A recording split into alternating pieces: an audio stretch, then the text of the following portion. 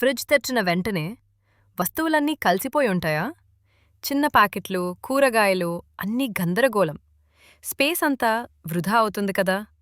కానీ ఒక చిన్న ట్రిక్ ఉంది. ఈ ఫ్రిడ్జ్ స్టోరేజ్ డ్రాయర్ షెల్ఫ్ కింద స్మూత్గా స్లైడ్ అవుతుంది.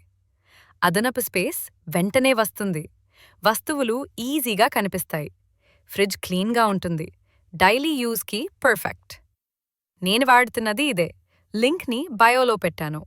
స్టాక్ ఉంటే ఒక్కసారి చెక్ చేయండి.